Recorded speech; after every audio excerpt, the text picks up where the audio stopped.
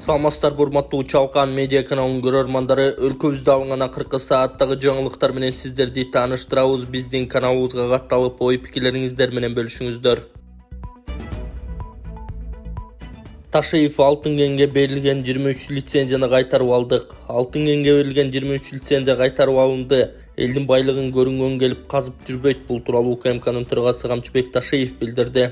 УКМКнын төрагасы жаратылыш ресурстары, экология жана техникалык көзөмөл министрлигинин жааматы менен жыйын өткөрүп, коррупцияга жол бербөө тууралуу сүйлөшкөнүн белгиледи. Ал кен байлыктар мыйзамсыз сатылса, баары башы менен жооп берерин эскертти. Алтынга берилген 23 лицензияны кайтардык. Лицензияны бири-бирине сатып, чырмалышкан мафия болуп кеткен. Мындан тышкары мамлекетте чыгарылып жаткан алтындын 1 килограммы уруксатсыз эч жака чыкпайт. Мурда Манас аба майданына учак келип, ай сайын жүктөп кетчү. Азыр андай жок, ошондуктан бюджет көтөрүлүүдө, деди Камчыбек Ташиев.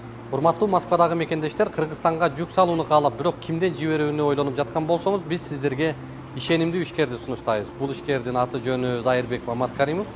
12 жылдан бери иш алып барган командасы сиздин аманатка кыянатты кылышпайт. Кыргызстанга салган жүгүңүздү күндүн аптабына же кыштын ызгаарына калтырбастан атайын жүк сактоочу кампасы Бишкек шаары Профсоюз көчөсү 38/1 дарегинде жайгашкан.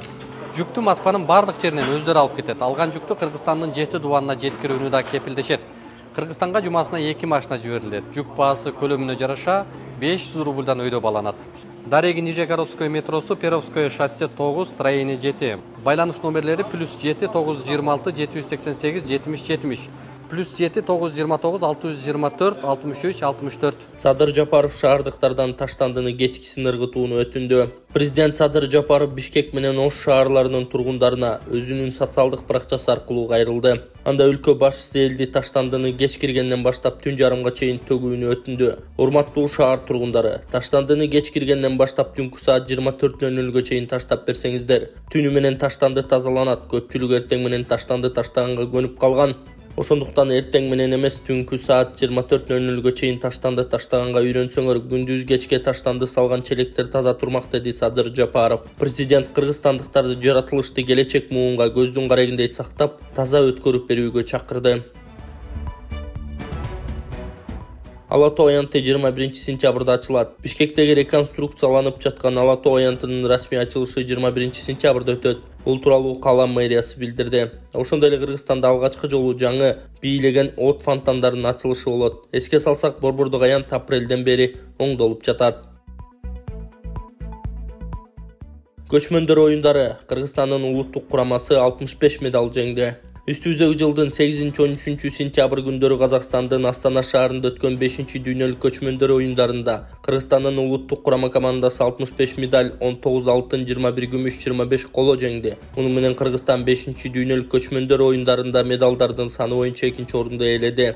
Дене тарбия жана спорт департаментинен билдиришкендей, мелдеште ат жабыш, кыскаралык ат жабыш, тыйын эңмей, салбурун, тогуз коргоол, овари, мангала, көкбөрү, жер улак, татар күрөшү, аба ашыртмалы күрөшү, ордо, алыш белбоо күрөшү, кураш, чүкө оюндары, эреңиш, таяк тартыш, казак күрөшү, аркан тартыш жана ооруктарды көтөрүү боюнча 181 спортчу өлкө намысын коргоду. Көчмөндөр оюндарына 89 өлкөдөн келген 2,5 миңден ашык спортчу 21 спорттун түрүнөн катышты.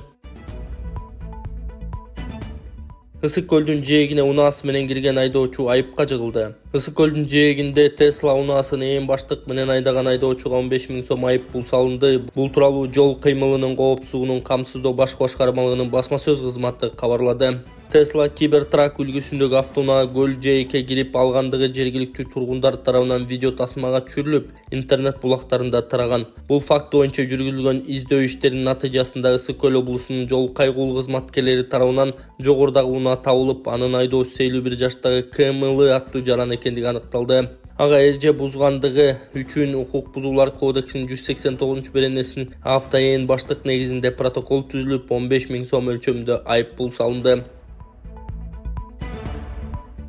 Red Cow Social Coffee Season Bar Бишкекте бир катар ресторандар жабылды. Бишкекте курамына 11 мекеме кирген Майрам Group ресторандар тармагы жабылды. Бул тууралуу Cactus Media сайты өздүк булактарына таянып жазды. Маалымат калайык, УКМКнын тергөө кызматы Камчы Көлбаевдин кылмыштуу кирешесин адалдоо фактысы боюнча мурда козголгон кылмыш ишин алкагында иш алып барууда. Бул иштин алкагында Кыргызстандын мурдагы премьер-министри Данияр Үсөновдун уулу Мурат Үсөновго эл аралык издөө жарыяланган. 2024 жылдын январында УКМК анын Бишкектеги коомдук тамактануу жайларын тейлеген ресторан бизнесин башкаруучу компаниясы бар экенин билдирген. Asman, Social Coffee, Urban Sushi Room, Red Cow, My Shisha, Aroma, социалдык пицца, Сезон жана Теста Места башкалар. Тергөөнүн маалыматында кирешенин бир бөлүгү уюшкан кылмыштуу топторду каржылоого жумшалган. Ошол эле учурда башкаруучу компания бардык жерде кафе жана ресторандардын негиздөөчүсү болгон эмес, ээлердин арасында башка ишкерлер болгон. Бир нече күн мурун Red Cow, Sushi Room, Social Cosmopark салуу жерлерине мөөр басылган.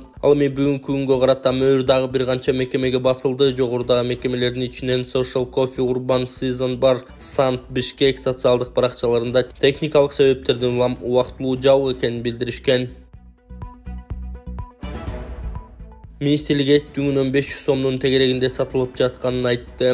Суу ресурстары, айыл чарба жана кайра иштетүү өнөр жай министрлиги өлкө аймагында эттин дүң баасы турукташып жатканын билдирди. Министрликтин маалыматы боюнча учурда эт дүң баада 480-500 сомдун тегерегинде сатылууда. Министрликтен акыркы күндөрү эт кымбаттап кеткенине байланыштуу ветеринардык кызмат ыкчам чараларды көрүп, жыйынтыгында анын дүң баасы турукташып жатканын кошумчалашты. Ал эми керектечүлөр бул аптада эт жекени баа менен килограммына 650-700 сомдон сатылып жатканын билдиришкен. Эске салсак, соңку айда базарларда эттин баасы кымбаттап, Бишкекте 680 сомдон 800 сомго чейин сатылып жаткан. Турсунбай Бакир уулу экс-депутат Шайлообек Дүйшеев мага уятсыз трайбалистик сезим менен жооп берген. Арба Кейжи сайтына экс-депутат Турсунбай Бакир уулу маек курган маегин сиздерге сунуштайбыз. Турсунбай мырза Камчыбек Ташиев мурун Борбор шаар Жалал-Абадта болгонун айтты. Бул келечекке карай кагылган коңгуроо эмеспи? Деги эле Борборду көчүрүүгө кандай карайсыз? Оң эле карайм. Мамлекеттин стратегиялык кызыкчылыгы жана өнүгүшү үчүн Борбор кала алмашып турса жакшы эле болот. Мисалга Кытай Борборун Нанкинден Пекинге, Жапония Киотодон Токиого, Россия Санкт-Петербургтан Москвага, Украина Харьковтан Киевке, Өзбекстан Самаркандтан Ташкентке, Казакстан Алматыдан Астанага которушкан. Мындан башка бир топ өлкөлөрдө борборлорун которушканы белгилүү, эл үчүн пайдалуу болгон. Борборду Ошко көчүрүү керек деп 1993-жылы Кто или что взорвет Центральную Азию аттуу чоң макамалында Борборду Ошко көчүрүү керек деп 1993-жылы Кто или что взорвет Центральную Азию аттуу чоң макаламдан орусчасын Республика Свободный горы гезиттерине жана кыргызчасын Асабага чыгарган. Ал кезде соц желелер жок болчуда гезит беттеринде жана эл арасында катуу талкуу жүргөн. Жада калса кыргыз акыны Шайлообек Дүйшеев мен айткан Ошко борборду көчүрүү себептерине аргумент таппай Ошко борборду көчүрүү бок сөз деп Асаба гезитине уятсыз трайбалистик сезим менен жооп берген. Ошол макаламда борбор эмне үчүн болушу керек деп 14 себепти көрсөткөм. Ошол эле кезде трайбалисттердин каршылыгын алдын ала көрүп, тарыхый документтер боюнча Кара Кыргыз автоном облусун түзүп жатышканда большевиктер Жалал-Абад шаары борбор болуусу керек деп чечим чыгарышкан. Бирок Бишкекте орустар көп болчу, чечимин бузушуп, Бишкек шаарын борбор кылып жарыялашкан деп жазгам. Мен оюмча Ташиев инимде ошол коммунисттик документке таянып Жалал-Абад шаарынын тарыхый жана саясий статусун айткан окшойт. Базарга көп барып мөмө-жемиштердин баасын байкап турасыз. Учурда күз келди. Эмнегедир азык-түлүктөр, жер-жемиштер кымбат болууда. Өкмөт жалпыга атчылыкка, элдин кыйналган жашоосуна маани бербей жатабы? Саясатчылардан жалгыз өзүн базарларды жайыгышы кыдырып, азык-түлүк, мөмө-жемиштерди алам жана социалдык жерлердеги баракчаларыма алардын бааларын утур-утур чыгарып турам. Баракчаларыма жазылгандар үчүн бул аябай пайдалуу маалымат да, себеби алар үчүн дүкөндөгү бааларды үйдөн чыкпай туруп базардагы баалар менен салыштырганга ыңгайлуу. Facebook'ta айма мурдагы постторду эстетип тургандан быйылкы баалардын 10 жыл мурдагы баалар менен салыштырып турсак болот. Азык-түлүктөр менен мөмө-жемиштердин баалары мурдага караганда жогорулады. Бир эле Кыргызстанда эмес, дүйнө жүзү боюнча бардык нерсе кымбаттоодо деп өкмөттүн жооп берип жатканы элди канааттандырбай жатат. Себеби бажы биримдигине кошулсак бардык нерсе арзандайт деп бийликтин айтканы элдин эсинен кете элек. Бирок менин баракчама жазылган Россиядагы мекендештерибиз айтышат: "Ажеке, Кыргызстандагы баалар Россияга караганда кымбатыраак болуп кетиптир го. Элибиз Россияга караганда эмгек эмгек акыны, пенсияны жана жөлөк пулдарды азыраак алышат, кыйналып калышпадыбы деп суроо узатышат. Өкмөт башкарган Акылбек Жапаров иним кассалык аппараттарды, жаңы салыктарды киргизүү, эски салык төлөмөлөрдү көтөрүү менен гана бюджетти толтургандай болууда. Бирок социалдык мамлекетте элдин керектөө куржуну, потребительская корзина базар экономикасынан улам өзгөрүлүп турган баа саясатына туура келиши керек. Жада калса мамлекеттик бюджеттен каржыланган кызматкерлердин, техникалык персоналдын эмгек маяналары, пенсионерлер менен майыптардын жөлөк пулдары көтөрүлүп турганынан тышкары, монополияга каршы комитет баалардын негизсиз өсүшү менен тынымсыз күрөшүп турушу абзел. Фермерлерге берилип жаткан жеңилдетилген кредиттер дагы деле ачык болбой жатканын дыйкандар өздөрү да айтып жатышат. Мамлекет фермерлерибизди материалдык жактан жакшы колдоп бербесе, анда биздин дүкөн базарларыбызда коңшу өлкөлөрдүн жер жемиштери жана азык түлүктөрү үстөмдүк кылат деп Арба Кейжи сайтына маек куруп берген мурдагы эл өкүлү Турсунбай Бакир уулу. Улуай ден соолукту чыңдоо борбору Кыргызстанда биринчи жолу Кытай элдик медицинасын колдонуп, 6 жылдан бери от менен артрит, артроз, остеохондроз, гайморит, простатит, куян, грыжа, суук тийүү, тизе муун ооруларын дарылайт. От процедурасында адам тер аркылуу денедеги суук, токсин, шлак, туздардан арылып, аурасы тазаланат. Ал эми катып калган булчуңдарды жибитүү үчүн гандин массажы жасалат. Бул массаж атайын дары чөптөргө сугарылган таякчалар менен жасалып, кан айлануу, зат алмашуу системаларын жакшыртат. Бизге келип, Толубай Бакасов жана анын эң жогорку квалификациядагы командасынан массаж алып, ден соолугуңуздарды чыңдап кетиңиздер. Толук маалымат алуу үчүн экрандагы телефон номерлерге байланышыңыздар.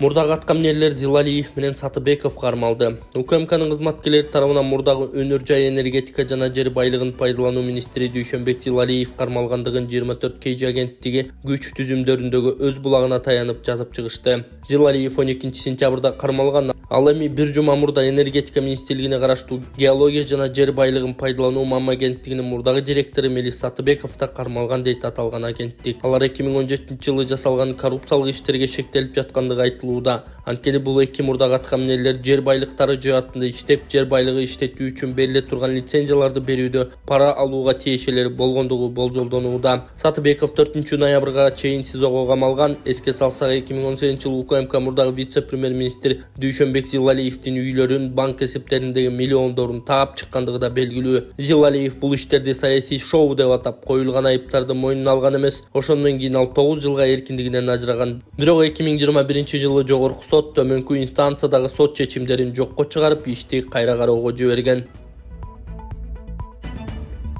Шакиев Си Цзиньпиндин дипломатия боюнча идеяларын изилдеген борбордун ишмердүүлүгү менен таанышты. 14 сентябрда Жогорку Кеңештин төрагасы Нурланбек Шакиев Кытайдагы расмий сапардын алкагында Кытай Республика Кытай эл аралык институтуна караштуу Си Цзиньпиндин дипломатия боюнча идеяларын изилдеген борбордун ишмердүүлүгү менен таанышты. Аталган борбор 2020 жылы Кытайдын төрагасы Си Цзиньпиндин дипломатия темасына байланышкан теориялык жана практикалык багыттагы идеяларын изилдеп, аларды тактап, талкуулап, жайылтуу максатында түзүлгөн. Ошондой эле борбордо ири державанын эл аралык байланыш өнүктүрүүгө арналган маселелер иликтенет. Нурланбек Шакиев байыркы коңшу катары Кыргызстан Кытай менен калыптанган алакаларды арттырууга ар дайым кызыктар экендигин белгилеп, борбордун ардак коноктоо китебине каалоо тилегин жазып калтырган.